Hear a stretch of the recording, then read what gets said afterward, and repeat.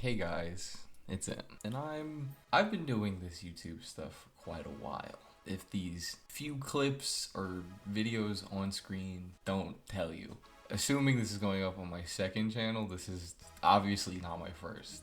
I think I've had 3 YouTube channels. One was from when I was like really young. I might have been like 10. And then I had this one, and then there's the one you're most likely currently seeing this on, unless I figure out the invite collab system. And I just wanted to impart some knowledge on some things that I learned over the course of time, things I would have done differently, stuff like that. A lot of these things I can eyeball and I can remember around what point of time these things were made and what was going on. A lot goes into a lot of this YouTube stuff, I guess I should say, and it's interesting to reflect. And maybe if I'm speaking and someone else finds this and they're like, oh, I didn't think about that. That would be cool. Also, I'm noticing a lot of people are younger than me in this YouTube shit now. I'm kind of unk, so yeah, anyway, let's start. We have a lot of slop here, bro. 9 years ago, Jesus Christ. I think this is when I had one of my older computers. This stuff was edited not very good. I used to think I was one of the best YouTube video editors. Let me not say that. I used to think I was one of the best video editors, and then I saw any other video. It's very easy to be the best in something when no one else is doing it. So a lot of this is like meme stuff. It's like, wow, let me see what green screens do. Let me see blah, blah, blah, blah, blah. Like, just random bullshit. Putting some captions on a video. Nothing really special. I was very young at this time. I can't remember exactly how young. I might have been in high school still. After this Kenshiro video drops, the rest of these were made on my phone. I really wanted to do YouTube stuff, but I didn't have a computer. Around that time, I think a lot was going on IRL. This isn't going to be a trauma dump video. I'm going to keep this related to content creator stuff, but a lot was going on around that time, and I just did not have a computer, so I could not edit in the way I wanted to, and it really sucked because I was really inspired at that time. Didn't really do anything about it. So I was like, fuck it. I don't know, I'll edit on my phone. And I got really familiar with KineMaster. This was in the KineMaster meta. We didn't have CapCut. CapCut did not exist yet. And the fun thing with KineMaster is every video had like that little the watermark on the top. So a lot of times you would just see that watermark in my videos. You could even see like VivaCut, because I believe I used to use a combination. I think VivaCut had a lot of really fun effects. It was what it was. And then we get to probably my favorite YouTube video that I made. And it's not even because of a quality thing. Existing in SAO Fatal Bullet 1 and 2. I like 2 more, but the main reason I feel so strongly about these videos is I remember I didn't have a computer, like I said, so I was just on my phone, and I remember sitting on my phone all day grinding out this one video, and I used to think, man, I'm so good, I don't even need a script. Why would I need a script? I'm so smart and intelligent. All the points are just gonna fly off the dome. I think I wrote like 3 bullet points, and then I just spoke into the phone. And I did not cover a lot of really good points. This was not like a serious conversation. I think there was a few fun little clips in here, but other than that, I can't tell you anything about this video off the dome. The second one I would say is better. The second one was a bit more structured. I had bullet points I wanted to get into, and I got into them. And just like the first one, I remember sitting down and just fucking grinding an entire day on my phone getting this video done. For a whole 15 views on both videos. For a whole 15 views on both videos. Fire banger, bro. I mean, I think when I made this ending an SAO video, that's when I was like, maybe bullet points and scripting is good. It's easy to be really smart, sure. You can have a lot of information on a topic, but if you have no idea how to frame it, it doesn't really matter. I had to learn that the hard way. Quite a few of these videos I was just speaking, and I wasn't really getting like my points across. I wasn't sounding smart. I wasn't diving in as deep as I wanted to, and it showed. It showed. I do think I could watch this ending in SAO Fatal Bullet video and it would still be fun, but not great quality wise. Did not have a microphone, none of that shit. And we have 3 fantasies. It's funny to see Fantasy Strike. I do not remember uploading any Fantasy Strike videos. Oh my, from 5 years ago. This is crazy. For Honor Knights in a nutshell, I remember this was going to be a series. It wasn't. For all new YouTubers, this was a Discord group I wanted to run, and I was like, I'm gonna grab a bunch of small content creators because we're all trying to come up at the same time together, and it's gonna be great, and everyone's gonna immediately want to talk to me, and I'm gonna have so many friends. That shit did not happen. I want to say at the start of doing YouTube, I really wanted like a clique of just a bunch of creators that were really motivated, and for like this entire year, I want to say, I was like, I have to find these people. I want to collaborate with people. I want to find these people out the ground. Like, have you ever heard Vanos's success story where he's like, I just wanted to make a bunch of videos with a bunch of friends. I don't think I wanted to like run a collaborative channel with people, but I was cool with like having a bunch of people I could collab with at a moment's notice, you know? Not like I would just summon them or anything, but you know, like I could call on you and I could go, hey, you know, we could do this, this, and this, and then they would ask me, and I'd go, hey, I could do this, this, this for you, and da da da da. I really wanted that. I don't know how to explain how. I don't think lonely is the right word. It's like I wanted to find people who knew what I was talking about so bad, because this YouTube grind, I was the only person that I can recall knowing that was like, I'm gonna try to grow this shit out the dirt by myself. Some people tried and they just really didn't go anywhere. I had a few YouTube friends beforehand. Shout out Frantic Ficus. You can't find this channel anymore. He used to do gameplays and I was like, wow, how are you getting footage of the games? It was a different era. And I don't think any of those people are around except for one guy named like Windham, I wanna say. And he uploads like BMX biker content. I don't even remember how I ended up talking to this person, to be honest. Doom's hardest level, excellent. Status update. I think this is when I got a computer. So MT Ken came out.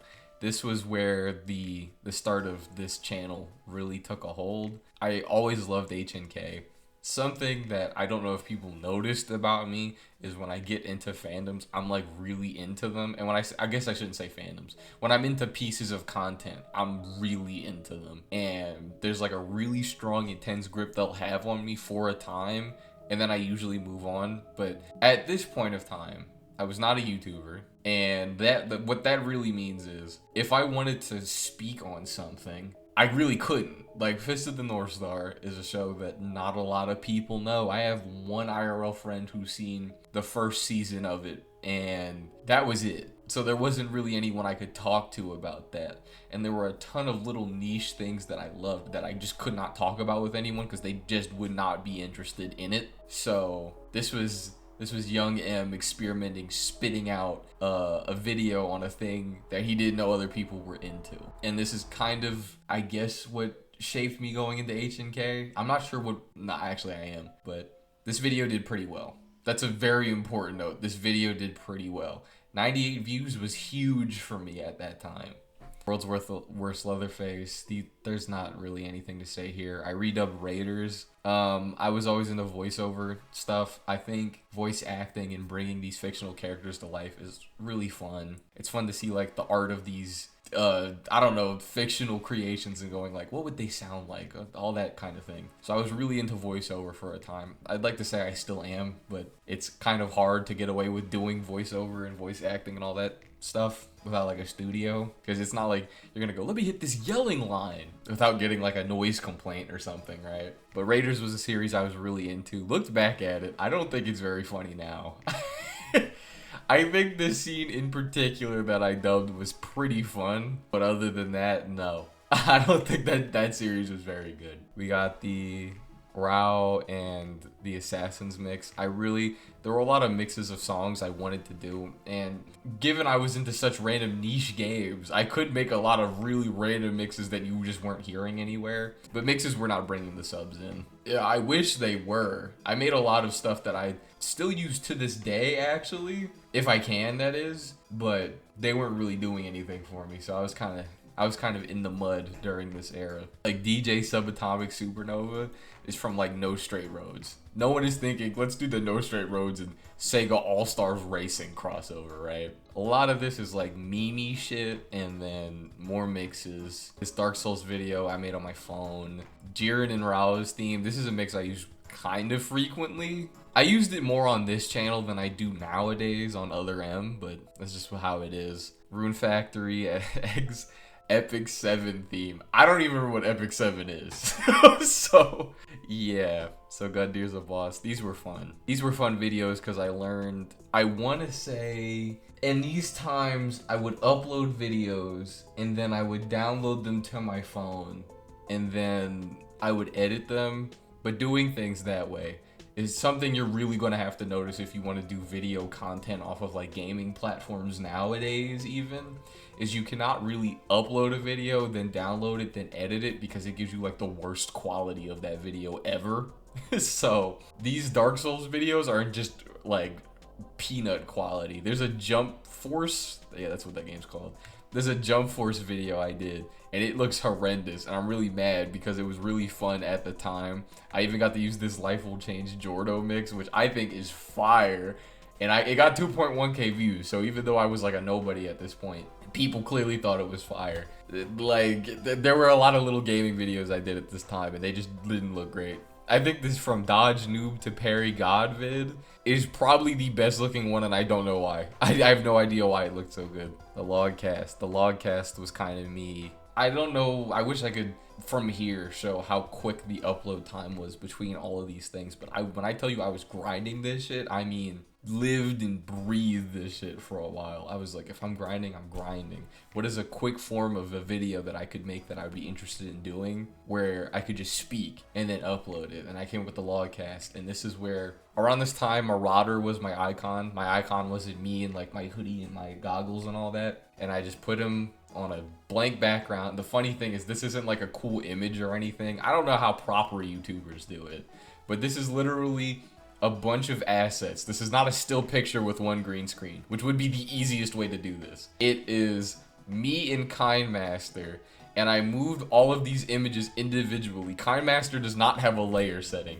Whatever you tap is whatever's gonna be in front. And I had the little tiny TV glitchy thing is like a straight up box, and the TV, I don't even think that's a green screen now that I'm thinking about it. I think it's literally cut out, and I just moved the image in and then I moved the video behind it. It was so ghetto, but that's when I was like, I just want to talk about this video shit. So then I would just start talking about said video shit. The thing was, I didn't have a lot going on. There wasn't really a ton of video things to talk about. At this time, there were a lot of other smaller creators I was around that were trying to get off the ground. If I could name some that come to mind that people might know, is the only one I can think of off the top of my head is like Brenna Thornton, because she's in Genshin.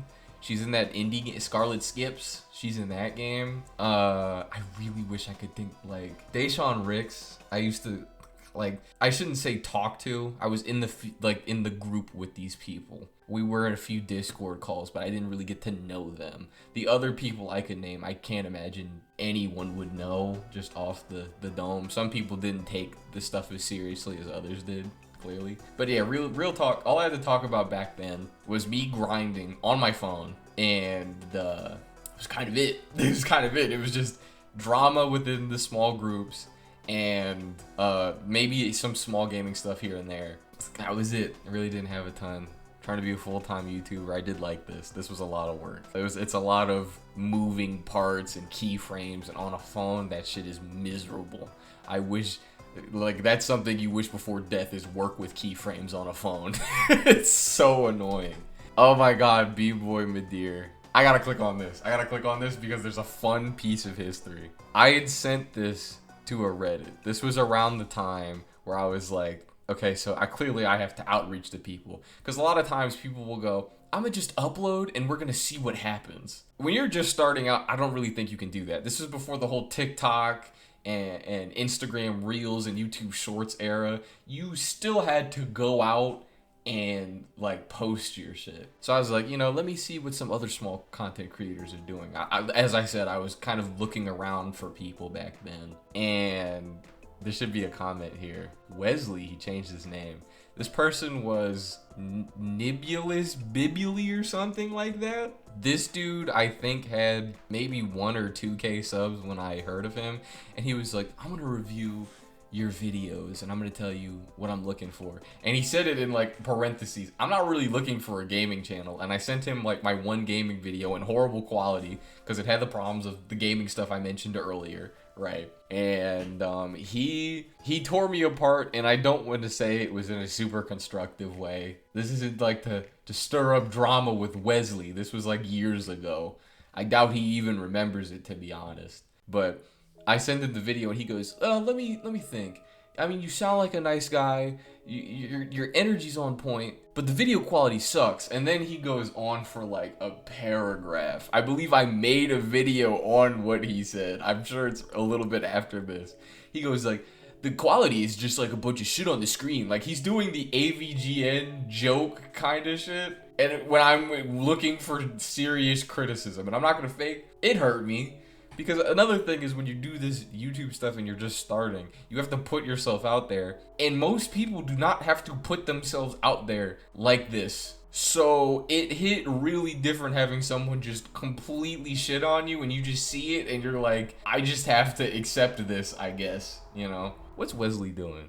What's Wesley doing? I gotta know. 42K? All right, Wes. All right, Wes, what we doing? He made good videos from what I remember. I wasn't like a fan or a watcher of him, but I respected his grind. Now I gotta load all the videos back. No! Right, so now we're back. There's a few Halud type VTubers. Shout out VTubers. I used to be kind of into them, but not so much nowadays. Dark Souls 3, but it's based off of themes. I can't actually remember how this video was. I remember it was hell to edit, because I don't think I could use Tier Maker on my phone for some reason. I can't remember what said reason was. So I had like an image of a tier list, and then I would drag the images up on it manually. And it was crazy because again, I couldn't touch the back layer because it would push all the images off the thing.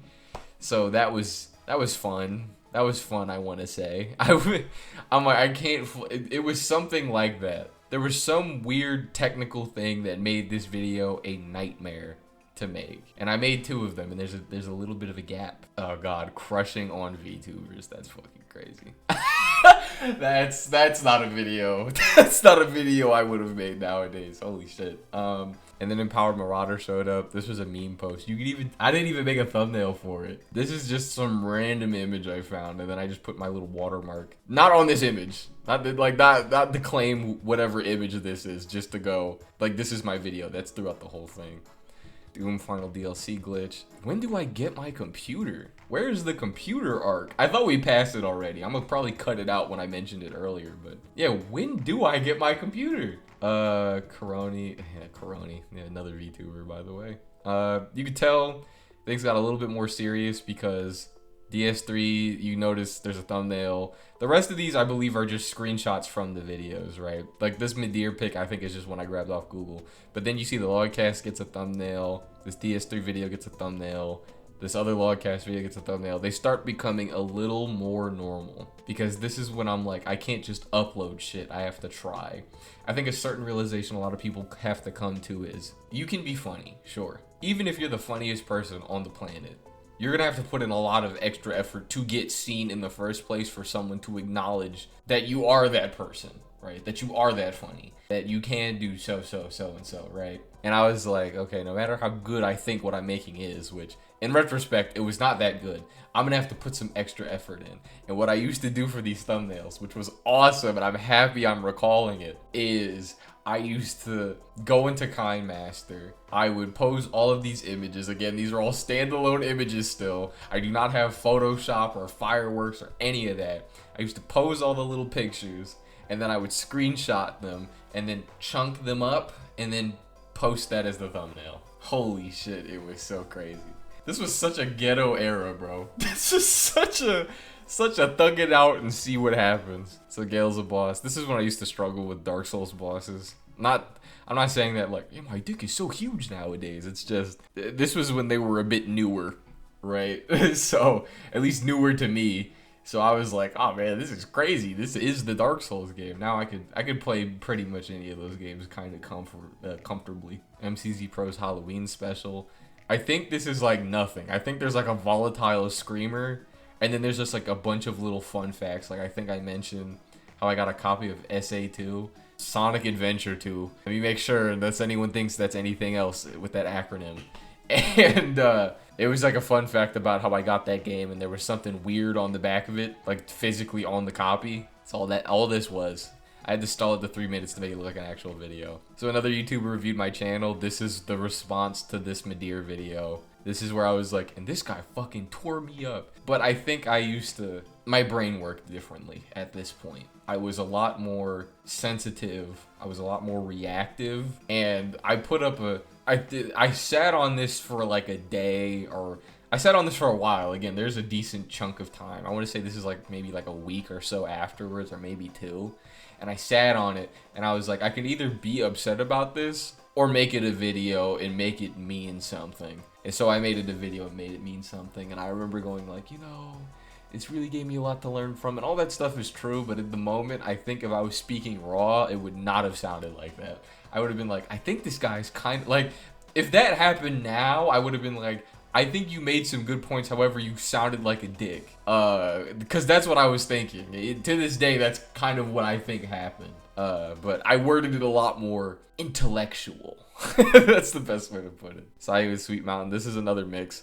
I remember some guy texted me. He was like, can I make a model after this mix? And I'm like, I don't know what you mean by that, but sure. And I think he made a figurine after me making this mix. I never saw it, but I heard it happen, at least from what he told me. Chi-Chi uses her stand. This went viral on TikTok. This did nothing on YouTube. I will say TikTok is significantly easier than YouTube is. TikTok, you can upload something and then it just catches fire, and then you upload like 3 more things and they catch fire, and you're like, I'm getting a decent chunk of followers. I must be crazy. Like 1 million TikTok subs, or whatever they're called there, I would say is like 1,000 YouTube subs. Like, it's a completely different process. If you're trying to convert, you have to understand that shit's gonna be hard. You have to be pretty big on TikTok to be able to easily convert. Like, Tony Stadavici comes to mind. He was like a huge TikTok guy, and then he moves over to YouTube, and then he's trying to figure out all of his stuff, but eventually he grows his following. A lot of TikTok people came. Not the full number. I don't know how many followers he had on TikTok, but compared to what he got on YouTube, I'd say it's a smaller portion, and then he just grew it up from there. That's kind of how you have to move if you're moving from like TikTok to YouTube, because the conversion is... And as someone who's converted channels, you have to understand, if you're going to move from one platform to another, that not everybody's going to come with you. A good, like 90% of the people are most likely not going to come with you unless you're, I don't know, that guy. I haven't seen a lot of examples of said thing happening. Like, even look at Berleezy, who's a popular YouTuber now. When he did his, I gotta roast you, when he did those videos. And then he was like, I'm gonna do gaming. A lot of people were like, I don't fuck with games. I don't want to listen to you game, idiot. So the conversion rate was not very good for that. That's my entire point there. Logcast, constant brain state. I can't even remember what my mental was like at this time. Probably not great, to be honest. It was like grinding videos, they get like 10 views. You make a mix, they get like 300 and nobody subs. This was not a super great period. But it's DJ. I don't even remember what this was. This was like a viral little meme, and I don't even remember what the meme is from. So I have a lot of bloopers 3 months in. This is when I was 3 months into YouTube shit. I'm like, still no computer, by the way. It was really just uploading shit, but I believe this is all from voiceover. I don't think a lot of these bloopers were from scripted videos. Jaggy X Meat Hook. Fun fact about this mix in particular, I fucking hated it. I thought it sounded like garbage, and all the comments were like, it's noise, but it's got a little bit of style to it. The reason this video even exists is because I did not have an upload ready for that day. I was like, I'm gonna upload once a week, and I used to really stress myself over like how videos were made. I still do to an extent, but not like how I used to. And I was like, I don't have anything. Fuck, what am I gonna do? And I upload this, and it kind of just, people liked it and I hated it. So it is what it is. You've never heard me use this song in any other video, that's for true. Another logcast. This is like another TikTok video. WAP X Rouse theme. I don't know what possessed me to make this mix. It was good though. It was kind of a banger from what I remember. Prometheus is a boss. This was a fun video, fun captions, fun editing. like I said with the quality thing, if you're going to move console game clips off of your console to your computer or your phone or whatever, use a USB. I cannot explain enough. You need to use a USB because that's how you keep the quality and you keep shit looking fresh. If you don't do that, it's gonna look bad. Anything else I've noticed, at least from my experience, just looks bad. And on PS4, because on PS5 it's a little bit different. Like, you still want to use a USB and move your stuff, in my opinion. Unless you have, like, a drive, like a terabyte drive, and then you could just move it that way. On PS5, you have to make sure your files aren't, like, WebM, because I don't think you can really use any editing software with WebM. So, that's a fun little fact. Jump Force editing mid-logcast, followed by a VTuber. I was followed by a VTuber? I wish I remembered who this VTuber was. I don't doubt it. I mean, I was talking to people. I kind of wedged my way in. Like, when I talk about meeting and talking to, like, Brenna Thornton, Deshaun Ricks, and all these other, like, smaller content creators and voiceover or whatever else there was, I, like, forced myself into these conversations. I pushed myself into these things. And yeah, and editing mid-logcast, I used to just do that. Because I was like, man, if I can't make anything good because I don't have a computer at this point in time, I might as well just upload as much as I can to see what catches. And that's how it was. That's just how it was. Iwo mixed with Jotaro's theme. I remember some people were like, you didn't mix this right. And I said, well, you can do it, because I didn't really feel like doing it. And then they said, I'm going to leave that honor for you. I'm like, is this the Fallout 3 ending? Like, what is this? What are we talking about? Self-confidence and addiction. I really wanted to succeed really bad, and I was failing, and it was kind of fucking with me. That's really all this video was. I was like, I want to do this YouTube shit in any sort of capacity. However, it's not working, but I'm also unable to put it down because it hit a certain point where I was like, I'm trying, nothing's happening. But if I don't hit at least a certain point, I'm gonna walk around with the regret of, I didn't really get to do this shit for real. I don't know what I'm capable of doing because I never got to give it my all, and I felt that shit pissed me off. So it was basically, this video is basically me going, I want to succeed, but getting kicked in the sides is not making me feel great. That's what that video was. Fighters night. Brawlhalla tournament, Discord, the works. I remember this. I was not a big Discordian, but everyone, all the voice actors and all them, they all use Discord. So I was like, fuck it, I'll use Discord. And we had a fighters night. I was not very good at fighters then. I'm okay nowadays, to be honest. And there was a dude in there I did not like, and I thought he was strange. And we talked a few times, and I was like, this fella's weird. Stuff ended up occurring later that kind of reinforced that. This dude ends up shunned by everybody, and I'm like, whoa, my weird R was right. That's the most I can remember from this. I reviewed about 30 YouTubers. This was fun. I posted on Reddit, I'll review your YouTube videos, which is funny because I had like jack and shit working for me at this point. Again, the thumbnails are still being made in KindMaster. I don't have my own unique icon or anything going for me. But I'll review your YouTube videos, guys. I've seen YouTube. I know. And my phone just started blowing up. And I reviewed all these YouTubers, and I remember going like, man, it's so interesting seeing all these content creators and how different everyone is. Because back then I was like, YouTube is like gaming, and that's really all I thought about it. And there was a guy, and he did like motocross videos across Japan, and that was it. And I was like, that's an interesting concept. There was a lady that did like crocheting and knitting and stuff, and I thought that was really cool. There was an AI mate. This was one of the most interesting channels I've ever heard of in YouTube. This channel had 300 subs. They probably have 300 subs even now, 500, 5 years later, because they stopped uploading. But they had animations, they had cutaways, they had so much stuff that small YouTubers just normally don't get. And they were like, this video is sponsored by blah, blah, blah, blah, blah productions. Like, there was money going into this. They were reviewing comment stories, like doing Reddit stories. They were doing, I want to say, everything right, and the world just did not acknowledge them. I really don't know what else to say about them, because they had the makings of everything that would make a channel someone would like. Maybe not your favorite, however, they had enough production value that it's something you could just cut on the, like, in the background, and you could see someone watching it. And it just failed. And I can't imagine that, because at least for me, I'm a dude who worked on a phone and then eventually a computer, and my monetary loss would be, I guess, the computer. These guys hired animators, had a studio, like green screen, a team, everything, and life just didn't work out. And sometimes that's just how it goes, but it was such a tragedy. Like, there's a reason to this day I remember this channel, because I thought it was crazy that they failed, but they did, and that's just how it goes. I think when you do YouTube and you pour all of this like immediate money into it, you skip a lot of the learning phase. There's a lot of stuff you just can't get immediately, and I'm guessing that something in that is what they missed, and that's why they failed, because I can't think of any other reason. Yeah, it's crazy to even think back on. Tired Logcast, No Mercy into Asgard. I remember this mix. People being creepy online, Logcast, music. This was funny.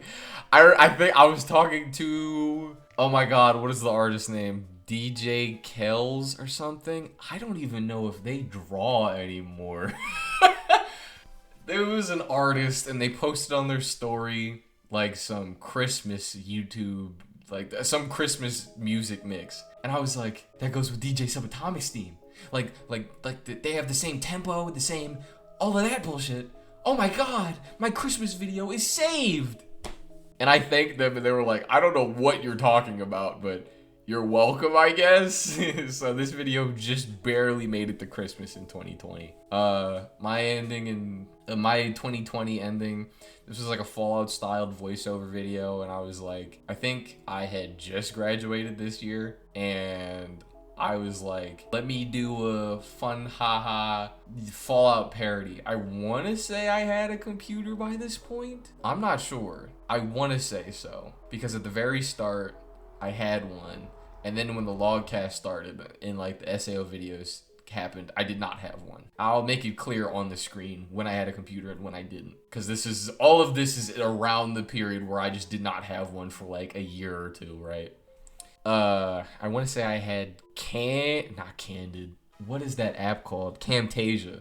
I had Camtasia too, and I think this video was made in that. I don't remember how I did that though, but yeah, I want to say so, because I don't know how I would have got this font. I think I might have like borrowed a family member's computer for a moment to make that, because I definitely did not have one at that time. I don't know how I cannot remember how I made that fully. That's my best assumption, because that's definitely in Camtasia, because I remember Camtasia 2 in particular had a sepia overlay and like a film grainy effect, and I believe I used that. Logcast, joining other small YouTuber groups. These people were not YouTubers I was hanging with. These were like other creators, voice actors, stuff like that. Like when I mentioned the Fighters Night, that's the same group I'm talking about here. I actually prepared for Logcast. Turning it around in Tekken, I must have. This is another Camtasia video. I don't believe I made this on my phone. So maybe around this point, I think so. Yeah, because I think I recorded some things ahead of time, so I had to finish up on the phone, but this was made on a computer. Like, but my 2020 ending and Turn It Around in Tekken, these had to have been made on computers. So we have a mix, another mix. This Streets of Rogue Pizza Tower mix was hard. I might need to start using that. Rao and Jiren mix. I told you I love this track. You see, I did it again way later. Another VTuber mix. That one was good, unfortunately. Competitive versus casual gamers, continuing the conversation. I used to be a big fan of the Trash Taste podcast. Not so much anymore. There's just, I'm not really a huge anime guy. I know this is an anime channel that we're looking at here. Other than the animes that I already knew and I used to watch, I just, like, I kind of slipped away from that sphere. So I wasn't really the target audience for the Anime Man and Giguk and Sea-Dog VA, who were all like anime guys. But I was like, oh, I like their energy. And then after growing and watching them more and more, they would say more things where I'm like, I don't So yeah, this was kind of me just continuing a conversation. I think they talked about like learning games, and one of them was like, it's hard. Like I was like, that's the fun part. He's like, I hate that. I can't fully remember. It was something silly like that. And I remember posting it in their Reddit, I think. And it got some conversation on Reddit. I don't believe any of it transferred. Life Will Change in Jorno's Theme, Definitive Edition. This is a banger. This is a banger. This is a banger. I'm saying it a few times, but this is a banger. If you're wondering what these Definitive Edition add-ons are, is because a lot of the older songs had like these chip in, chip out problems, and I fixed those. DJ Subatomic Supernova X Sega All-Stars Racing Theme 8D. I found out how to do 8D audio, and that's why this exists. There was a normal version of it in stereo that's buried on my phone somewhere that I never posted. So that's fun. That's a fun little nugget of knowledge. But yeah, this theme, I would say, is the theme I associate with my early YouTube self. Like this, it kind of encapsulated the vibe I felt. Scripts being redone. Redo of a Healer, the quickest review. Redo of a Healer was a very hot topic around this time. I think this was when Redo of a Healer just came out. And my ass gave Redo of a Healer 5 out of 10, which is insane. That shit is ass. Redo of a Healer is the most shock value book you will ever read. Everyone's terrible for no good reason. You will flip panels and be like, how did we get here? And then you can... The writer made it so edgy that you can tell he did not know where to go, so he made it a kind of traditional story, but then just threw edge into it. There was originally going to be a second part to this video. Not this video over here, not this extended unfiltered conversation or whatever, it's not that. But there was originally going to be a second part where after all of these years, I was going to go back and read Redo of a Healer and, you know, form up a script and all these things now that I was a little bit older. And it would have been a good while after this segment of time. And that book is so genuinely vile with the random shit it does that I was like, nope, and I closed it. I think there's a recording of it on one of my drives of me trying to reread it, because I remember there's a very specific panel where, like, it takes a lot to rattle me with visuals, right? It really does. And there was a page I turned and I said, oh, Jesus Christ. Like, not ironically, not as a joke. I mean, that was like my purest reaction to what was occurring in front of me. And I closed it and I never thought about it again. Until this very moment, I never thought about it again. Learning from those before me, self-evaluation, cancel culture. I'll tell you what, man. You can see 1,000 kings fall before you, but until you're in that chair, you don't know shit. Maybe that's like a deep quote or whatever. But, I mean, damn. I saw a lot of YouTubers come and go, bro. Like, Sky Does Minecraft. A lot of that, like, those OG, like, fucking Venturian Tale. I watched all of these guys fuck up and fail. And I was like, I'm so smart at this ripe age that I would never fall for that shit. And then I did. Let me not phrase it like that. I wasn't doing anything crazy or illegal or anything like that. But there's a lot of dumb decisions I made that I should have known better. There's a lot of emotion that goes into a lot of stupid decisions, I feel. Because the thing with YouTubers is a lot of them are guys or girls who have had, like, no attention or obsessed with these random ass things. And then you give them people who watch them and who revere them, and it leads to some dumb things happening. There are people I talk to that I would not have talked to. There's disrespect I put up with that I would not have put up with in any other context. People were getting over on me that, like, these things just should not have occurred. There's just certain convos, there's certain things I let slide that just I let people say, or they would go, hey, you do this, and then I would go, oh, okay. There's crazy ways people were just blatantly disrespecting me to the point that they thought it was funny, and I just didn't do anything about it. And when you hear me in this learning from those before me video, it sounds like, man, he's got it all figured out. I didn't know shit. Looking back, I can proudly say I did not know shit at this point in time. It really hits different once you're in the hot seat. I'll tell you, we're going to come up on it soon, I'm assuming. But once people start watching your stuff and you have to interact with these people, it is an entirely different ballgame than you seeing someone get canceled. It is an entirely different ballgame. And I'm happy to say that I wasn't doing anything like crazy, freaky, like no Pro Jared type bullshit or whatever. But just like dumb mistakes that we should not have been making at that point, because we knew better and we just didn't do better. I hit like 3 bars on that entire point. Redo of a healer extended. I remember the funniest comment I got, actually. Seeing it again, I don't know why, it just reminded me. Some guy was like, yeah, but what else is hotter that I could beat my meat to? I'm like, okay. That was like the common response, as people were telling me, yeah, but it's hot. I'm like, okay, sure. That was interesting. Why all the dubs? I don't think I was even uploading dubs here. I don't think I privated them, at least not to my knowledge. But yeah, I used to do a lot of dubs, and I was talking about what inspired me. I think I was at a very different mental space at this point in time. I was not super joyous. I put on like I was. I definitely was not. I think this might have been the lowest. No, the lowest. I know when the lowest was. It was not here. It was not here. It was definitely not here. Okay. So then we get, why is Jaggy not in Jump Force? I think this was the deciding factor in me moving towards H&K. Because I thought Fist of the North Star was like a dead property that nobody cared about. And I love Fist of the North Star. And I was really mad when Jaggy was not in Jump Force. I mean, I texted the devs on Instagram. Like, they would fucking care. I was like, please put my favorite niche anime character in your fighting game. I need this. I need this. And then they put his outfit in, and he wasn't in. And that made me sick to my stomach, bro. I don't even really know what else to say on it. This was like a pivotal video. The moment I noticed that people would actually listen to me talk about H&K, which was like my favorite property of all time at this point. I don't even think that's a joke. I want to say next to Dark Souls or something, but I don't think that's true. I think H&K like was completely my shit at that point in time. I was like, oh, okay. I upload the Slappy theme. This shit should have taken off more than it did. I'm sorry. 53 views for what I remember this mix is nuts. I feel disrespected that didn't get more views, but it is what it is. Big audio step up on route. I think I was getting a microphone back then. Growing thicker skin. That's a bunch of bullshit. I'm sorry. I was not through the ringer yet. Kind of like what I said, learning at those before me.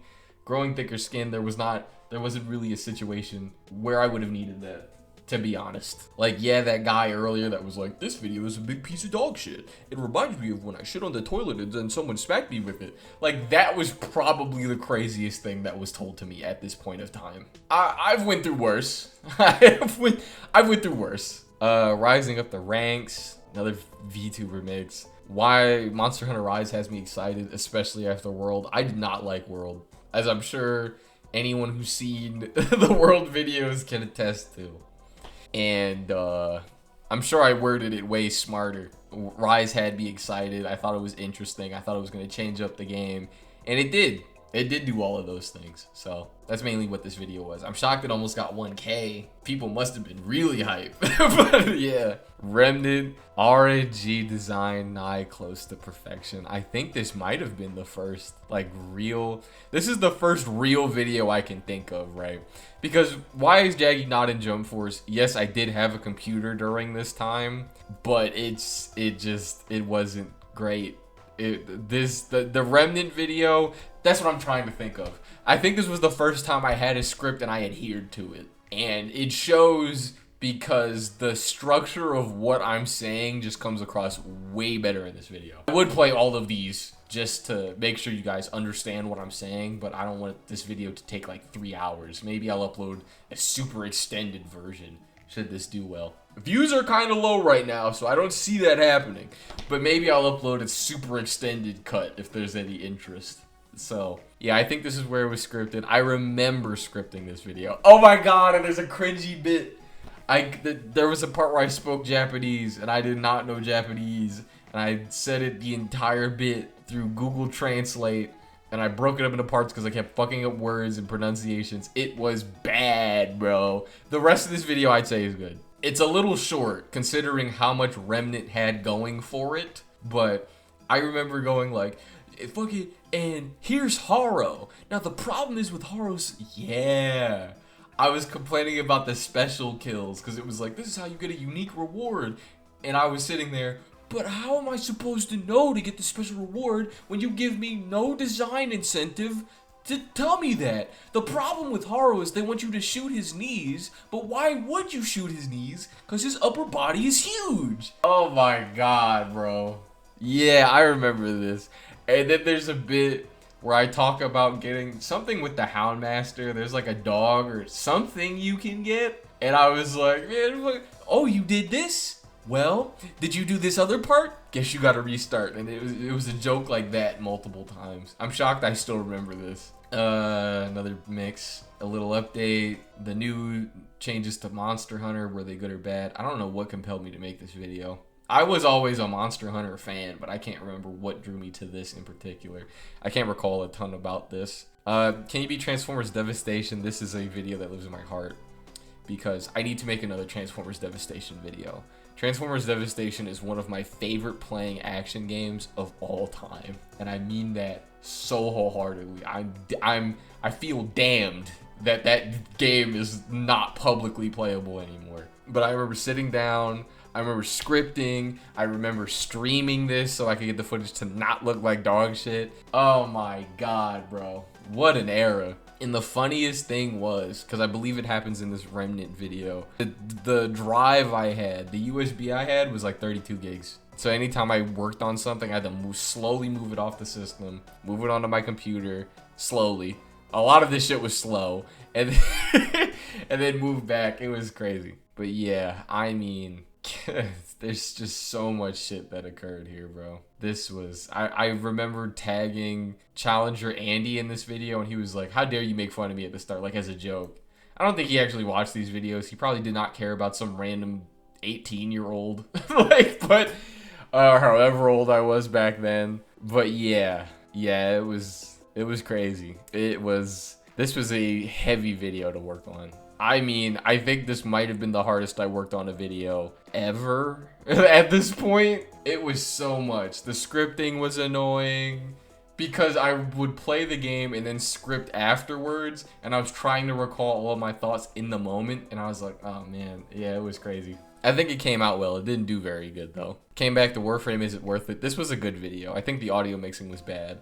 A big thing that people would get on my ass for, especially later when people actually started watching what I was making, is that my music was always too loud. My voice would either be too quiet or too loud. And the problem was my mic was so dog ass at the time that the air in the back would pick up. So I really did not have a choice. I was like, either I make the music loud or they're gonna hear like the entire time I'm talking. So I decided to make that sacrifice and make the music kind of loud. But this video still holds up, in my opinion. It's not the best video ever. I would definitely make better now, but it was, for the time, it was pretty good. What if Jaggy was a hero? This video is a combination of a few things. Like I said, I did want to talk about HNK, and I think this, again, is another shove into making HNK content, right? I loved writing. I don't think I'm the best writer. A lot of times when I think about writing stories, I don't plan out the plot points that well. I could hit some good story. Like, I could break down what super interesting things are in a story. I could tell you a lot of like key things like, oh, this character's great because the character arc is like this, so-and-so. You've definitely seen this if you watched like my Clash video or like games where I'm talking about more character-driven things, right? I really love stories. I really love writing. And this was an excuse for me to rewrite a character that I had loved in an anime that I loved. That was one of my favorite pieces of fiction. And combining those things, I really didn't know where it was going to go, but it did pretty good. It led to one of my favorite series. It was fun. I got to combine two of my talents, like this voiceover thing that I'm doing, like with my fucking computer microphone at this time, I want to say. Like, it was cool. I don't really know how else to frame it. It was cool. Let It Die, the ups and many downs. I still stand by this video. I remember working on this video in school because I was editing the cutaways. and all the footage just randomly disappeared. I think someone got on my computer and deleted it, and I was really upset, and I worked it from the ground up like maybe 2 or 3 times, and then it comes out, and I still stand by these points. And I remember, I think the creator's name was Gamer Notes. He was like, wow, you're so talented and smart, and we should work together. That's not going in any beef or anything. That's just, I remember that. I collabed with some girl at the time. That was fun. Around this time period, I was pushing myself to meet people, as I said before. So I was like, I got an idea for like a little cutaway joke. Let me reach out to some lady. Because the thing is, when you're trying to get people for voiceover roles, the thing is with me, I'm a guy. I could do a guy's voice, obviously, but I cannot do a girl's voice, at least not without going, it's the high pitch, and I slid the slider. So I was like, let me find a lady and, you know, get her to voice this one little bit. The thing I hated, and I still kind of avoid doing it nowadays, is why you don't really see me collabing with people, is I would be on go. This is my project, so obviously I have everything ready. And then they would go, yeah, can you wait like 2 weeks?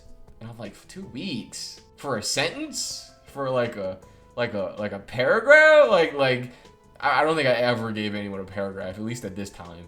So it was definitely like a line, and they were like, I'm not gonna have any free time for 2 weeks to record this. That shit would blow me. That used to piss me off. But it was what it was, you know. Is Fallout Steel Rain worth coming back for? I beat this damn add-on twice. This video did not get the views I deserved, bro. It did not get the views I deserved. That shit had me hot, bro. There's one video I'm looking for. Is it private? Because I don't see it. There was a video where I said, like, H&K is one of my favorite properties in here. Oh, I think it is in this. Yeah, okay, it was in this. Never mind, I'm tripping. Never mind. Disregard. But yeah, I put a lot of work into the Steel Rain video. I beat the game twice. I beat the add-on twice, let me say that. And I got hoed. Just view-wise, did not do well. So that was fun. That was awesome. I love that. Put a script together and everything for this. So yeah, that was cool. Transformers Devastation on Prime with a lot of extra rules. This was funny because this was a hard challenge. Beating that mission, I could struggle to beat that mission nowadays. And I found, like, dead ass, I found the clip of me beating it hitless just randomly. Like, I happened to open my drive and it happened to be there. And I was like, oh, that's crazy. Let me put that in the video. So I did. I put both in, if I remember right. What's the better form, MUI or MT? I think this was around when Mastered Ultra Instinct. I was like, what does MUI stand for? Yeah. This is where Mastered Ultra Instinct was like a big point of conversation. I think we just got off of Goku fighting Jiren or something like that. It was still kind of relevant is what I'm getting at. And Musou Tensei is one of my favorite forms in fiction from a writing standpoint.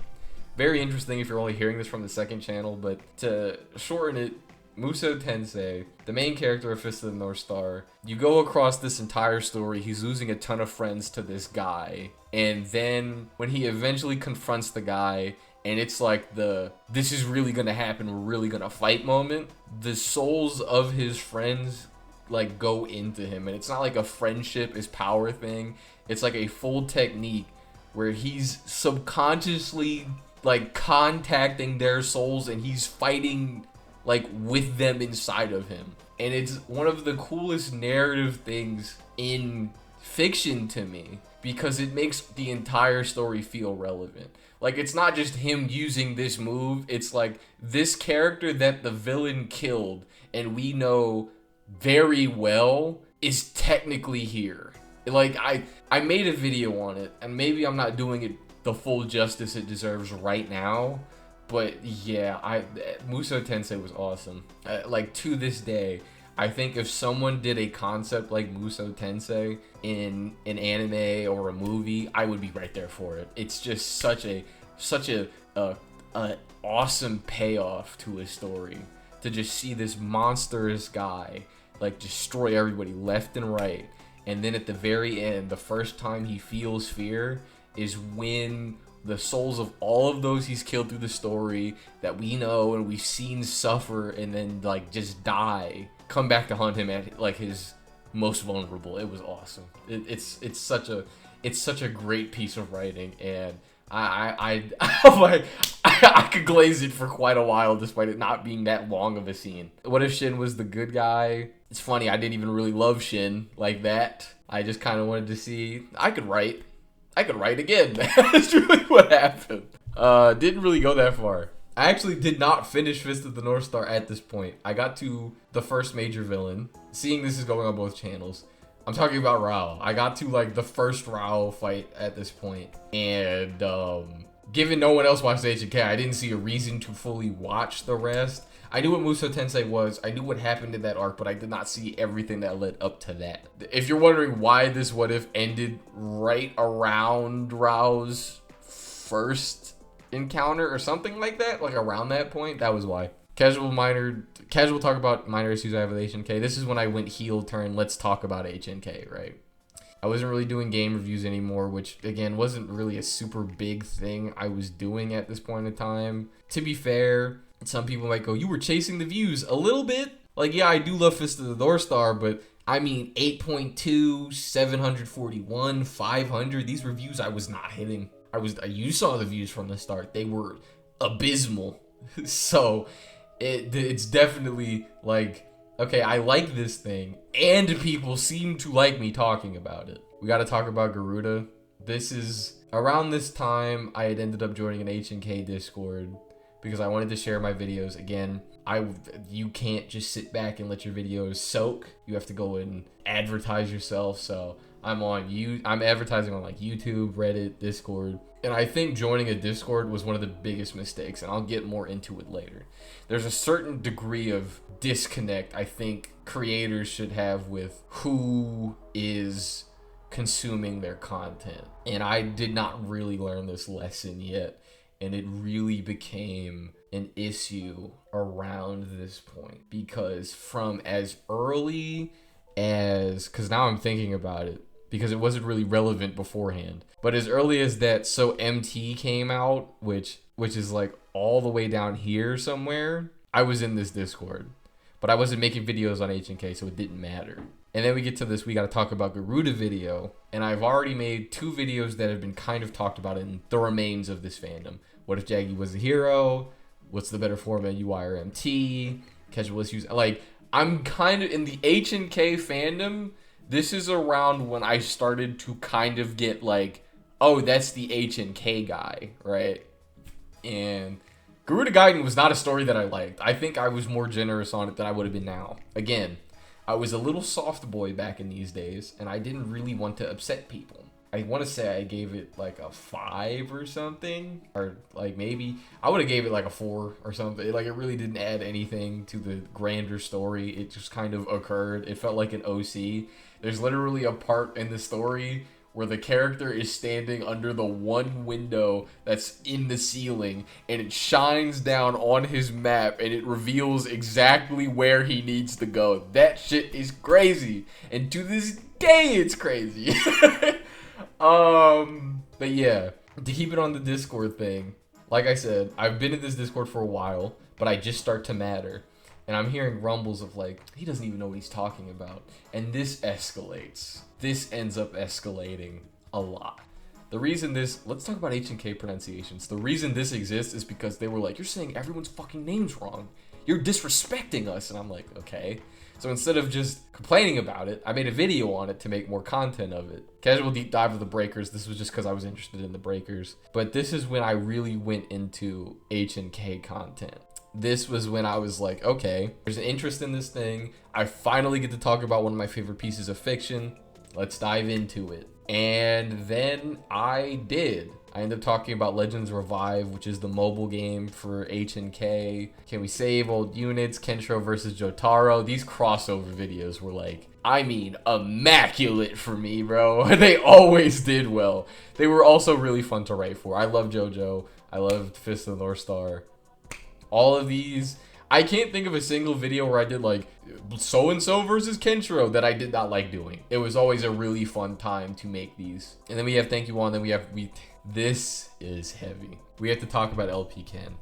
So the computer I've had from, so we have to talk about LP Ken to, let's say, why is Jaggy not in Jump Force? this computer breaks, and it's not because of any fault of my own. It turns out the computer that I was given had a known fault where it would just break after a while and the screen fucks up. And when I tell you, the way I worked was different. The way I work now is I tend to have a ton of videos recorded ahead of time, and then I just have to edit them because the editing process is very long and lengthy and upsetting, right? At this point in time, I was like recording everything individually. And if you've seen like the We Gotta Talk About Garuda video, I used to, when I talked about mangas, I would get like every single panel. It was a problem I had to break myself out of, that I would get every single panel that I was referencing every single time. And it was so draining. And the biggest thing about this Ray Gaiden video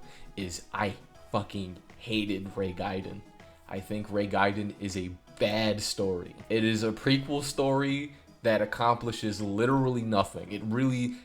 All of the characters it introduces doesn't matter. It does some offensive things with those characters, not to be like you're a woke snowflake or whatever bullshit the internet people say. It was like they were doing things just because, and they filled no narrative purpose. Like there's a character, she gets touched and it's mentioned in one sentence and it never comes up again. Like they would just do stuff like that. The main villain was an incel. Like there's literally a part where they go, "You hate women, don't you?" And he pauses and I'm like, are we dead ass? This story stinks. That's what I'm trying to get across to you. I did not like this story. I was ready to work on this long ass video that I fully scripted. That's 20 minutes, which is longer than a lot of the other stuff I'm uploading at this time. And in the middle of working on this thing I do not want to work on, my computer breaks. And this was a really, really depressing period for me, because it's not even... Because before, when I just had my phone, that's just kind of how it was, right? Like I accepted everything I was making had to be limited because I was working on a phone. Things were just not, I wasn't up. When I get my computer, I'm seeing hope. My editing's improving. There's a big difference from the first video I mentioned I had a computer on to everything beforehand. And I'm getting better and better. I'm getting used to it in the script writing. I'm understanding it more and more. Then my computer breaks. This is the moment people start recognizing me. Like I'm going into Discords or whatever and people go, "Oh, you're M, you're that guy." Like it wasn't just I cannot make videos. It was like I finally got my foot in the door and then I got fucked for no reason. And it was so crushing. I can't even get into how it was miserable. I did not have the money to afford another one at that point in time. It was bad. It was really bad. It fucked me up so bad. Maybe a few months passed, like 2 or 3 or whatever. I end up getting another computer, and What If Rao 1 comes out. This is the April Fool's video. This is really me just announcing that I'm back and I'm going to really make these videos again. I make the Ray Gaiden video. Funniest thing is, like I said, I used to get every image for every single thing I was fucking talking about. So I dead ass I take a picture of like every panel of this 20 chapter manga. Oh my god, it was miserable. I had to reread an entire script for a book I don't like. And just suffer through editing it again. And what makes it worse is right when the computer broke, it was almost done. It was maybe 1 day away from me finishing it. And I lost it all and I had to do it again. I was hot. I was so angry, bro. Yeah, more issues I have with HNK. I don't really have a ton to say about quite a few of these. Like, What If Jaggy Was a Hero extended? I just extended the story I wrote beforehand. Kentro versus the JoJo verse. This was fun. This was a really fun conversation. MT versus MUI. Small corrections of comments. But yeah, HNK. Juice a review and recap. Unofficial Simplest. Oh my god, this video was like a fucking nightmare. I'm happy years have passed and I can reflect on this period of time. So when I tell you every single HNK video I made, I got scrutinized in one way or the other. Before, when I was really small, and I made that So MT Ken just came out. Like, before the Garuda video, I did not matter. So I could say whatever and people wouldn't respond to me. The moment that I started gaining traction and all these other videos start dropping, everyone had something to say. There was a core group of people that every time I upload, they would have something very negative to say. I'm talking nothing constructive, even if I pressed them about it. This again was when I was really soft, so things would really get to me, and I just had to walk with a certain hate towards those people individually. This unofficial simplest video was a fucking nightmare for me. I end up in like a I was like generous an hour, most intense 3 hours. I end up just arguing with these people. You want to know what the unofficial simplest was? I was like, the whole video was a joke, and it was like, if H&K was a popular show, who would people simp for? That is the entire video. How this leads to me arguing with people for like 3 hours is beyond me, bro. It was crazy. And at that point, I didn't want to upset people. So I was letting them say some heinous shit to me. I remember someone go, man, his head's so far up his ass, he can't hear us talking anyway. I'm like, sure. And this was meant to be a fun little video for me. And it just turns into a nightmare. I'm scared to review Jaggy Guide and how I ended up making H&K content. This video, I was like, I really didn't want to be an anime YouTuber. It just kind of worked out that way. Fist of the North Star, again, was a property I really liked, and it also happened to be an anime. It wasn't really that I intended to go, when I grow up, I'm going to talk about Fist of the North. Like, that wasn't how that went. That's just what ended up happening. And I was like, yeah. In this video, I say something like, yeah, you know, if I got into the fandom and people were just crazy to me, I would have left. Like, it would have been like any other anime fandom, because anime fandoms have a record for being known for being a bit crazy, and that side of it showed itself to me a good chunk of times. To be fair, when I'm saying all this, a good chunk of the fandom was good to me. I would say a majority of people were like, hey, you're a cool guy, hey, you know, yada yada yada, I love your videos, all that stuff. But there was just such a constant nagging group of like little miserable people that every time I would say anything in any video, they would press me, and then I would try to conversate with them like, oh, well, you know, how do I make it better? Like, trying to be like a better content creator, seeing what I could take from what negative they were saying, and they wouldn't give me anything. I would go, what do you think I could do better? They go, not make anything. They're like, not an exact quote, but it wouldn't be very far off from what I was being told on average. And that shit was waning on me over time, and it blows up at a point. So What If Rao won? This was a big video. I remember I used to tease it all the time, and then I make it, and some dude has like an insane meltdown in the comments of this. I think it's probably still there. Some guy just loses his mind. He's like, my favorite character would never die, and you're crazy for saying they'd ever die. They die in the book, by the way. I just wrote a different way that I felt worked with his character. But they go, yeah, he would never die. He's a strategist. He's invincible, and he spends like 2 hours arguing with me. And I'm like, well, if you have all these ideas, why don't you make a video? And he goes, you think I have time? Like you pussy? I'm like, whoa. I'm like, you have time to argue with me, but you can't make a video? And he was like, yeah, that's exactly what I'm saying. I'm like, okay. That was nuts. This wasn't with the same core group of people, but this guy was a crazy. I mean, there was another H&K content creator. He made one big H&K video, and that's what I would say I knew him from. It was like power scaling the characters or something.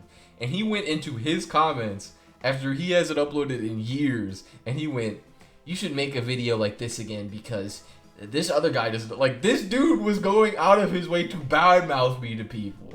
And I'm like, okay, sure. Favorite character tier list, Fist of the North Star fan slander. All of this was H&K stuff, but I need you to understand, the entire time all of this is happening, the same core group of people on this Discord are shitting on me like relentlessly. I mean, I could say the sky is blue and they would go, "You're a pussy," though. Like it never ended. And it feels like a lifetime ago now, but thinking back on it, it was nuts. And the main reason I stayed, because a lot of people go, "Well, why don't you just close the laptop? Why don't you just leave?" It was because I wanted to advertise my stuff. But especially at this point of time, I had to defend my brand, bro. Because now I have traction.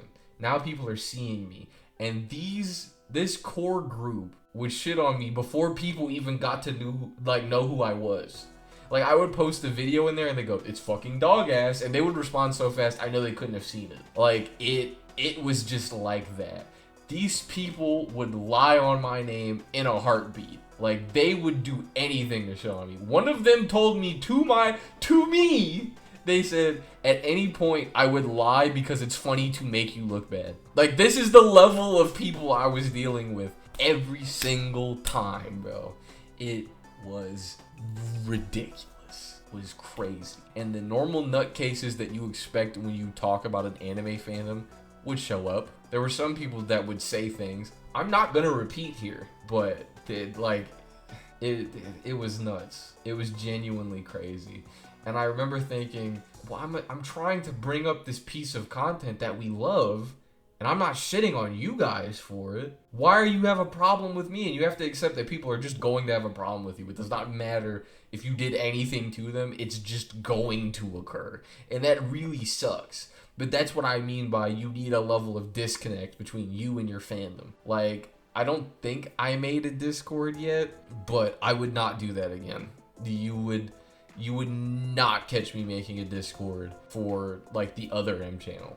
It just would not happen. And it really sucks to say that. There's a lot of cool people I met through Discord. There are a lot of cool things that happened that would not have happened otherwise. But there's a line that needs to be there. And that was what I learned doing this. If you ever get a Discord or a Reddit or whatever the fuck, find someone to run that. Because having that direct contact with you is not a good idea. Maybe there's some Chad that can just do that. They aren't me. And from experience, I can tell you it is not many people. So yeah. We end up talking about more HNK stuff, M1 said SNK. SNK was a fun read. SNK just was not a good story to me. It's funny because there's a part where I'm like, it's a little rough, and then there's one good villain, and then the rest of the story was just like fumbling shit. This was a fun series. I did enjoy this series. What If Jaggy was good. Part 3, this one didn't do very good view-wise, but then we got What If Full Trilogy, and I still get some comments on this video from here and there. I loved what I did here. This was a fun thing to write. It was such a fun saga to eventually end off on. I don't fully remember what I wrote the ending to be, but I remember loving the finished product. I don't remember loving working on it. I remember working on it was very difficult because I think the script was I think the script for each part might have been like 10k words or something. The way I used to write is I used to write 1,000 words, and I was like, that's a lot of words. And then it climbed up to 2,000, and then 3,000, and then like 5,000. 5,000 are the longer videos. I want to say 500. 1,000 words might be like 5 minutes or something like that. It's not much. So once you get more into video making, at least for me, I talk kind of fast. If I talked a little slower, then maybe it'd be different. But for me, like 1K is about 5 minutes, maybe 7 or something. If I'm going to make a longer video, it's going to have to be like, I don't know, 2K, 3K, 4K. Unless I'm doing a ton of cutaways.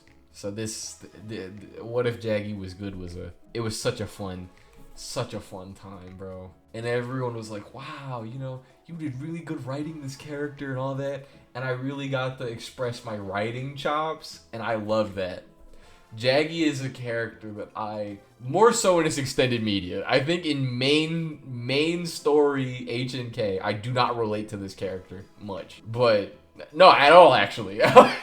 But when they make Jaggy Gaiden is one of my favorite manga attachments. I don't even think If Jaggy Guide existed by itself, I think it would still be a tragic but great story. It did some edgier things, but when it did edgy things, it did it for a reason, to grow the character. It's a prequel story where you can see how he ends up the monstrous person he is, and I really loved that. Oh my god, I'm gonna get emotional thinking about it. Like, it was so good. I mean, the way to describe, I'm sorry, I gotta go into this.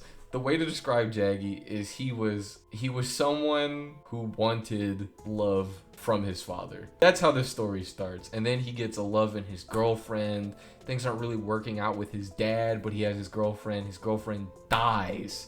His girlfriend dies in the arms of the other kid that his dad's raising, that he always says is like better than him. And it's such a like fucking gripping oh my god, it's so good. I might reread it.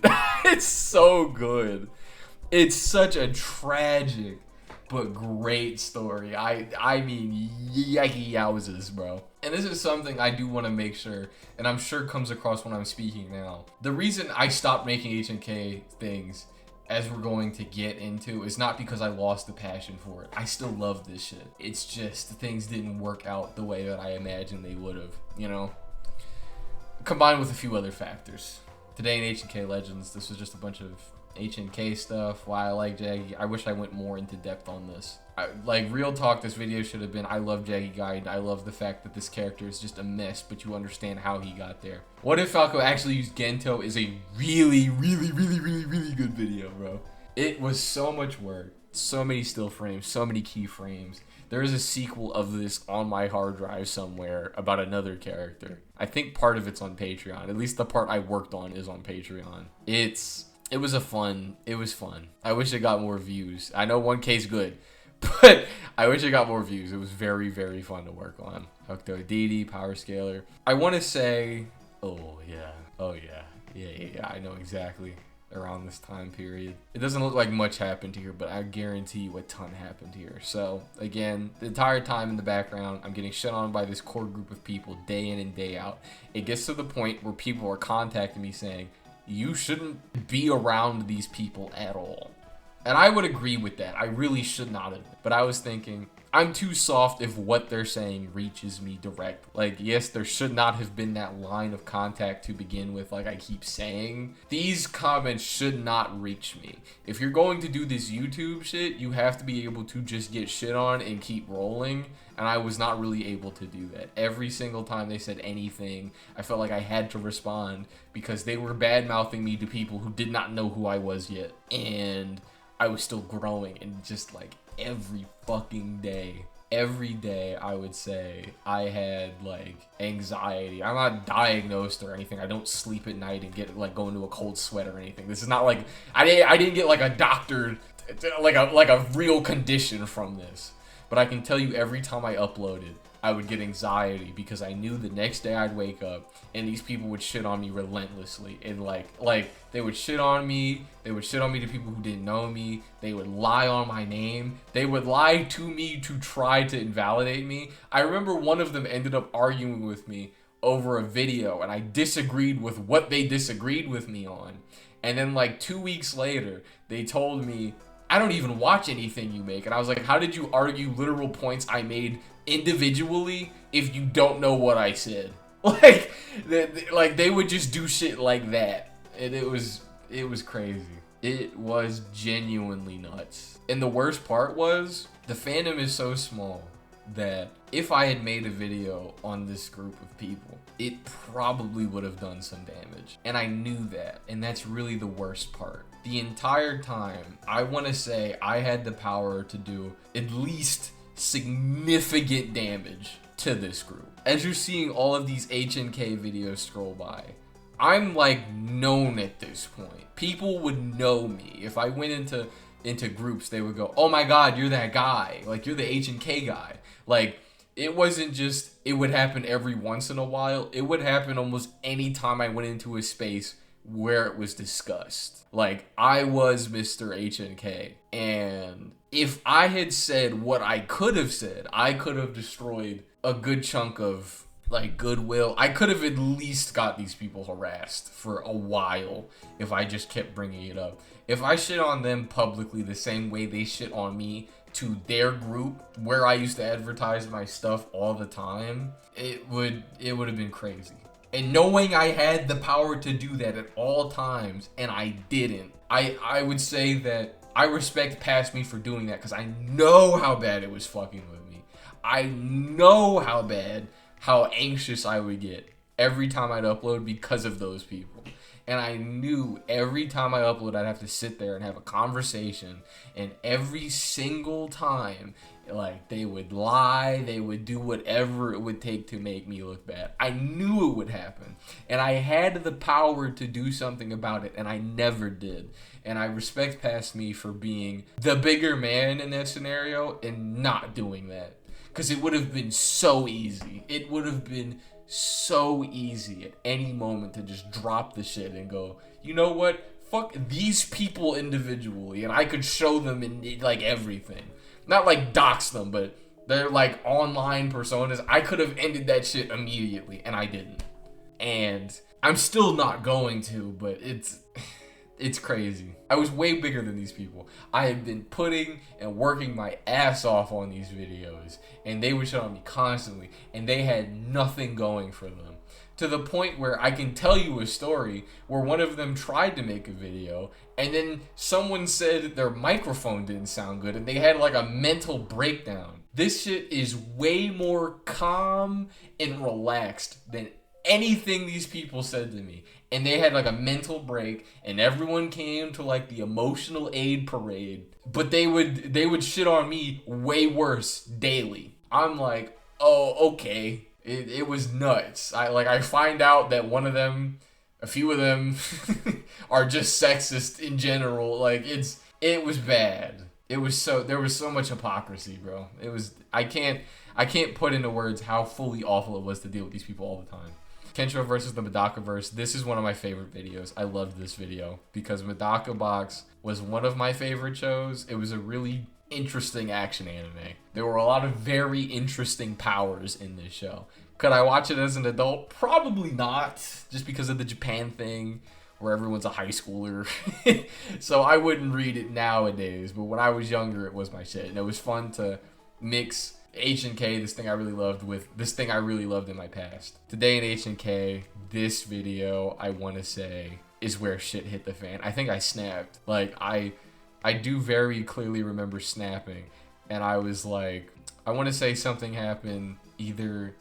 They were around the same time period. I'm trying to think. I'm really trying to think, because a lot happened around this time period, and I don't even really know where to start. I had a problem in my Discord because one of the people who told me to start it, I could not deal with them anymore. They were saying things that always edged where I was not comfortable with them going, and then I pressed them, and then they pulled something crazy, and I had to get rid of them, and I really didn't want to do that. I looked like the villain, and it's because there were lines in the sand that I should have put way earlier that I just didn't. Whatever mental problems or whatever they had, I should have put those lines in the sand so the situation never occurred. So I don't really care whatever they had going on, or whatever sadness, or whatever reason they had to act like that. I should not have allowed the scenario to occur in the first place. And then I think this video goes up, and these people start shitting on me again, and I lost it. I don't know what happened that day. I think, like that first story happens right before this, and I was like, you know what, fuck you guys. And I go into it, and I'm like, you keep telling me you're here for me, and then you consistently shit on me in like every conversation that I have with you little groupie guys is you shitting on me. So I'm trying to figure out how you like me and you care for me and all these things, and we're friends and all that, and then you can't say anything positive about me unless I force you to at gunpoint, damn near. And that turned into like a 5-hour convo, and all of these people who were big and bold to me, mice, all of a sudden, it was genuinely crazy. There was an occasion where one of these people is in a call with me, and they go, let's look at one of your little shitty videos. And I said, oh boy, do it. Oh boy, let's sit here. Let's have a full conversation. Because I will shut your shit down immediately. I was so ready for that. And you know what they didn't do when I was actually there? They did not pull that video up. They could not contend with me. I'ma just really straight up say it. They could not contend with me in that moment. Anytime I was in a call and they were like shitting on me and then I happened to join, mice. Nothing to say. They couldn't say anything. I was too competent with what I did for them to say anything to my face. They would have to wait and go like, oh, when can we shoot a text? When can we get the group together and all try to shit on them individually? Those people would always try to herd mentality because they would never talk to me one-on-one like that. Never. It would not happen because I was fucking Homelander. I was better, bro. I hate to say it. I was just better. They could not take me one-on-one in a conversation like that. They just couldn't. They mentally could not, bro. I remember there was a guy that they gaslit to hate me. He never saw anything I did.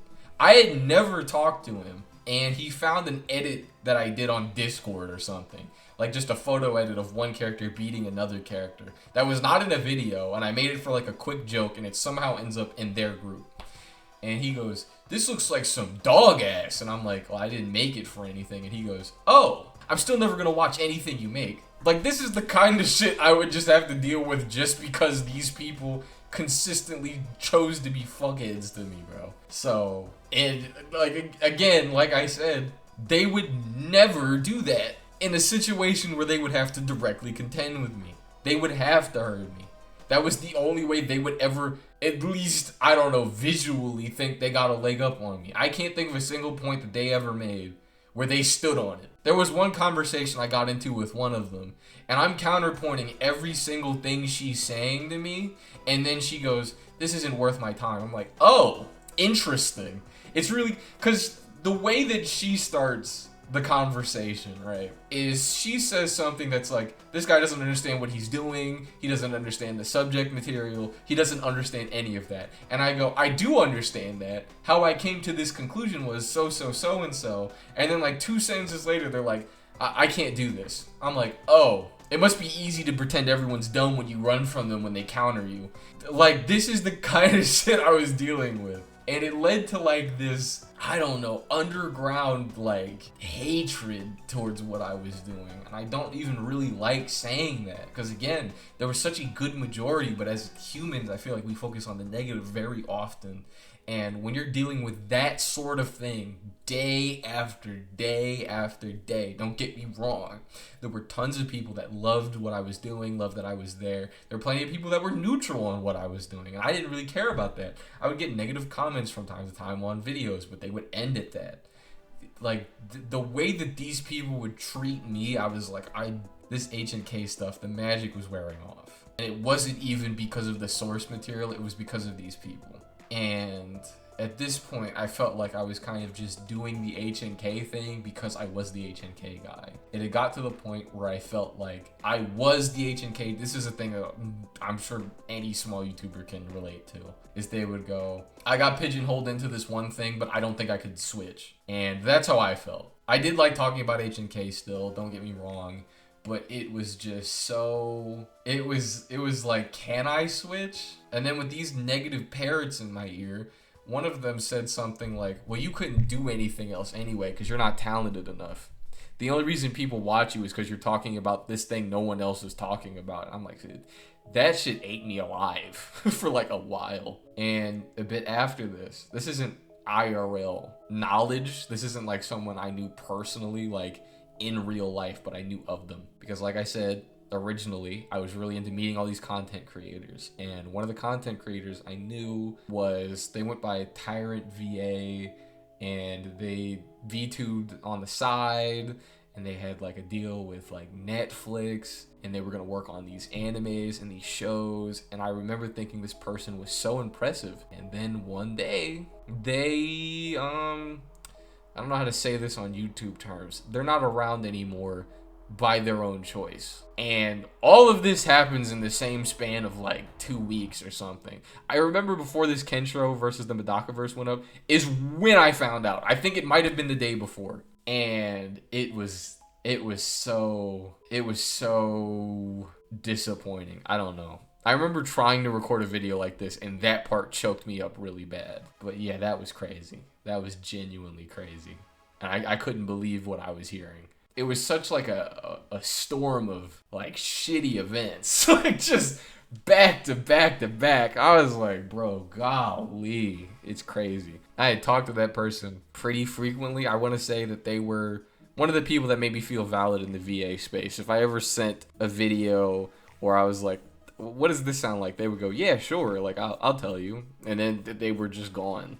And I didn't really know how to take that. At my age, especially at that time, people don't really just die at this age, you know? So that was the first time I was like, there's a person I just can't talk to. That's crazy. Anyway, I mean, after that, life continues, you know, you just kind of have to keep going. Soten, this is my Soten full review. Then we got to talk about Regenesis. I never finished this book, by the way. They never fully translated it. Things keep going. I remember getting in an argument with one of the core people that did not like me. The reason this video exists is because I made this Shin the Undercooked Rival video, and then there was a point I made in the video that they started arguing with me on, and I was like, I don't agree with you, and they were like, you're dumb. And then they left because they couldn't contend. They couldn't. So that's why this exists. I never said directly what caused that conversation. I think I said something in the video like an unfriendly fellow. God. I argued with an unfriendly person or something like that. This Today in H&K video was made in a day. Like scripting to recording to editing, all of that happened in a day. This was nuts. This was nuts, actually. I cannot believe I did that. I do remember that, though. Was I too harsh on Souther? This was a big point on the channel. I didn't really like this character. I still think he's not handled the best, but it is what it is. I remember people... someone countered me and they said, did you expect him to be written well? Do you know what time period the story was written in? I'm like, that's cool. That does not change what I said. I'm like, yeah, the time period is a factor, sure. And if I was saying something like, for the time, this was bad, I was like, no, I just don't like this guy, period. And you going, but actually it was from 19, doesn't change. Does not change what I said. Jaggy Guy's a fairly old story. If I didn't like it, like the same would apply, bro. It's like the time period, what was around, those are cool facts, but in the grand scheme of I do not like how this character is written, that does not change with the time, bro. If I didn't like Frankenstein, I'm not gonna go, did you know from 19... It doesn't matter. RGG's most overlooked mechanic. I want to say around this time. No, actually. These come out, the unofficial simplest 3 drops. I don't even remember why I made this. I think it was just because Musou Tensei, my favorite form. Kind of go into what I said earlier. Juza, the best anime and worst manga character. This was a really good video. I do like this one. And I think around this point was when I went to the other M channel. Because, like I said, this is around when I got that comment, you couldn't do anything else anyway. And I was like, I feel my creative outlet on H&K dying. I'm a person who loves so many different things. I think that, like, movies, games, shows, it's a lot of... How do I word this? A lot of people see this as, this is just a form of entertainment. And then you have to think that the someone else, the person who made it, this was like years of their life writing this story, trying to convey this message, putting these characters together. It's deep. It's a way for people to connect and to only talk about H&K, especially after specifically talking about it for years. It was like, okay, something's gotta give. So I make a few more videos. 2025 update, and right after this 2025 update I really switch over to the other channel, and this SNK Repeakasis video just kind of happens to come out. I'm working on both channels around this time. This just happened to be a video I really wanted to make, so it kind of burst free from the cracks. Some of these videos you might notice are from quite a while ago. The idea of switching channels was something I dipped my feet into, but I never fully committed. I was like, I can't just not be the H&K guy, right? This Monstrum Beginner's Guide, this video did really well. It's not constructed the best. Again, a lot of the audio stuff is weird. These are re-uploads. These 3, this Remnant, Warframe, and Let It Die video, which, fun fact, there is a recording of this, like, I have a second recording of this video. Like, this video has a sequel that's been recorded in like 2022 or something that has just never seen the light of day because I never got around to editing it. Elden Ring and Dark Souls bosses incomparable by design. This video has a story, and I recorded an individual video on it, so I'll wait till that day comes. Quick one finger death punch review. This video I just recorded. There was no script to it. I just talked. This really bit me in the ass, and this XCOM fan reviews Necromunda Under High Wars. Given I was working on this second channel, because this Remnant video is scripted, Monstrum video scripted, Warframe, Let It Die, Elden Ring, all of these videos are big scripted videos, and they're not performing super well. The Elden Ring and Dark Souls bosses video I privated due to negativity, which again, I'm gonna leave that for when that video goes up. But I was like, man, you know, some YouTubers, they have like throwaway accounts where they just upload random bullshit that they have, so this could be mine. And I upload this XCOM fan reviews Necromunda Under High Wars, and it gets 11k views. Why? I don't know. I don't even think the video was that good, to be honest. It wasn't. It wasn't. I know what I could have made this video, and it wasn't that. Which Naughty Bear game was better? Fun fact, I could not record those games because they were PS3 games. Beautiful thing about PS4 and PS5 is it is super easy to move footage of those games around. PS3 did not really do that. There wasn't a share button. You couldn't just clip the last 30 minutes. So this video, there's definitely parts where it buffers and I'm talking, and it's because I recorded someone else's footage of them playing the game. What went wrong with Monstrum 2? This video has a sequel. It has like 2 actually recorded. I'm gonna upload one kind of soon, but yeah, the Monstrum 2 situation was interesting. Millennia is almost perfect. I don't really have a ton to say until we get to I Love Dark Souls 2, Here's Why. I would say this is my big triumphant second channel moment. Because again, these people are saying, you couldn't talk about anything else. You're not successful here. The only reason people kind of care about you is because you talk about HNK. And I dropped this video and it gets 35k views. I felt great. Yes, the Monstrum videos did do well, but this Dark Souls 2 video, Dark Souls 2 is a game I was extremely passionate on. I would not say I'm as passionate about it now, and it's not because I played it and I was like, it does suck. You're right.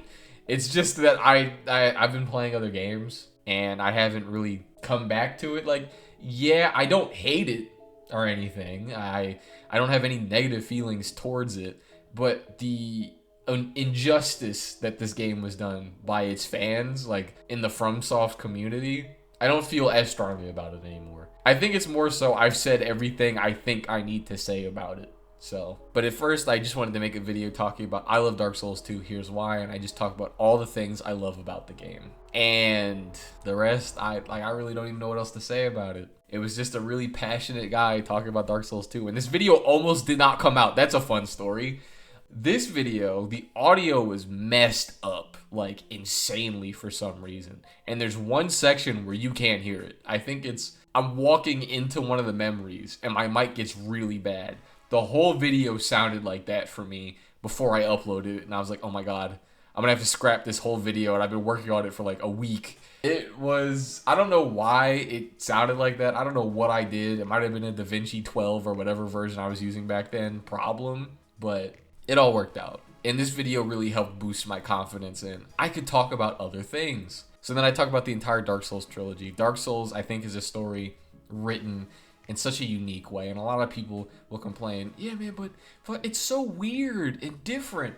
Yeah, if you wanted the way any other story is constructed, just go read any other story. The way that Dark Souls story is told, it lets them just say so much and carry out so much information without it being ridiculous. I think Code Vein is a game where they wanted to explain literally everything and it got like overbearing. I think when people say, I want Dark Souls to have a more straightforward story, the way that Code Vein conveys everything to you in long cutscenes would be like a quarter of what Dark Souls would have to do to make you understand what's happening. We do Dark Souls 2 knife only. This was a fun challenge. And at this point, I want to say, I walked away. I walked into the other AM channel as a different person.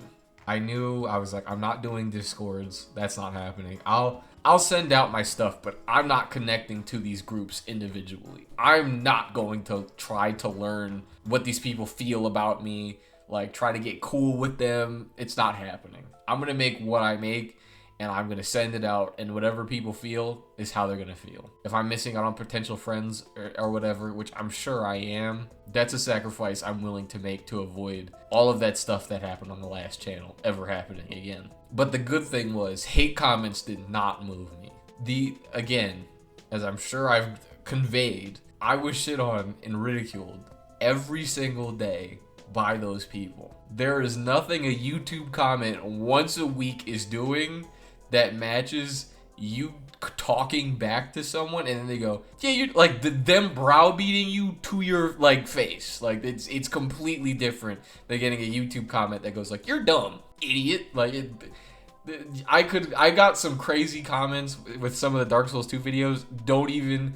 Did not lose a wink, bro. Like, I'll tell you what, did not lose a wink. Yeah, I was just moving better, bro. I got to talk about the Feeble King videos. I think Feeble and Mauler's videos are constructed not great. I'm not saying this about every video they've ever made. I am saying that in a critique kind of way, I think those might be some of the worst critiques. Some people might think I hate Mauler or Feeble. I think those videos in particular are so bad and so like misinformed that that's the issue. I don't care that they don't like Dark Souls 2. They could have been talking about 1 or 3, and I would still say that those videos are horrible because there's a lot of lies. There's a lot of cutting up footage to make things look like how they are when they aren't. There's so much like wrong in those videos in particular that I think they're super interesting because of how bad they are. Like, it's genuinely crazy to me that both of those people speak in the most like condescending way, get things wrong consistently, and then like Mauler I think talks about politics now, but like Feeble, a lot of the stuff he got wrong he just like never corrected, and then he goes back and he goes, young me used to be toxic and I used to say a lot of things I didn't need to. In the future I don't need to do that. I'm like, so you know you were a dick, and then you hate the From community for responding to you like you're a dick when you said you were. So I don't know what to tell you. That's silly to me. He's an interesting case study in this field, in my opinion. And that's where a lot of my intrigue with him comes from. So yeah, I don't really hate him as a person, but a lot of his takes individually in those 2 videos, somewhat in his Shadow of the Earth Tree video, I just think are so interesting. Like when he goes like, Shadow of the Earth Tree is not a good game, I wouldn't play it like even as a dare, like that's the only way I'd play this game. And then in the next video he goes, I didn't say that. Something like that occurs, and I was like, that's crazy. Yeah, there were a lot of interesting choices made there, but the rest I'd say, I don't know. I don't think there's a ton of stories to tell, low-key. Reviewing the DS3 with the charitability people make it give DS2, I think was a fun video. I really loved taking this, because like I said, again, I think that set of videos, the Mauler and Feeble videos, are super interesting from a critique standpoint. You are never going to hear me talk about Under the Mayo's Trepang video like I talk about Feeble and Mauler's videos. Because I think that Mayo was just I think he was a little misinformed and he went around some points wrong. I think Feeble and Mauler at certain times went out of their way to kind of make shit seem bad, and then they got things completely wrong. And then there's the length of the videos themselves, and they just dive back into it. Like, that's the thing. Like, there's so many compounding things. So to do a parody of how those videos were written was super fun. So that's kind of why these exist. I do want to make one on another series, however. The only thing is, with that, like, the thing is, Feeble and Mauler are still people. I could hate their videos in particular however much I want, but I didn't want to really drag hate to them. I know I'm not I know I'm bigger than them. I know I'm 80 times bigger than Feeble and Mauler, but to mimic their voices and then they keep just doing that thing, I feel like would eventually get to the point where it's like, you're shitting on them individually as people. you know, and I didn't really want to do that. Clash review, love Clash. Trepang review, love well, this isn't a review, but talking about what DLC could be. Unscripted yap about Night Rain. Like, this is really... I felt free around this point, bro. Like, making the second channel and seeing that what I'm doing, when things work out, it's not just because you were the H&K guy. Like, there was a level of talent and, like, interest that people have in when I speak about these things. This wasn't, like, just a fucked up slip up that things ended up picking up traction eventually. It was because I was growing as a content creator, as a person, understanding what to do and what not to do, and it caught up. Now, I'll have some stinker videos view-wise, don't get me wrong. Recently, it's the main reason I feel comfortable making this video, bro. The algorithm kind of kicked me because I did some things I shouldn't have, I'll be honest. But yeah, I mean, I don't really know what else to say. I could talk about anything. I could talk about any of these games. I could talk about a movie if I wanted to. And I just feel free to do that. And before, when I was stuck in the H&K days, answering to these people who hated me, again, not everybody, but that small group of people who hated me every single day, like, I got to move to a channel where none of that history mattered, and I got to basically start from zero. And with all the information that I had beforehand, just move forward. My videos quality-wise got better with audio and like the microphone and all that, mixing the music and my voice, all of that stuff. Even my rambles got better. If you heard me ramble in the old days compared to how I ramble now in like the Monster Hunter videos, it hits completely different. Like, it's more structured. And I don't think Past Me could do that. It was just because it was learning from doing. That's the best way to explain it. It's really interesting to think back on how much has occurred that led up to like the videos and stuff I'm doing now. There's so much history, and I'm sure there's little things I'm forgetting. But it's nuts. It's nuts. Anyways, that's been an old man just talking, regaling his tales, if you would. And I've been M, and I am out.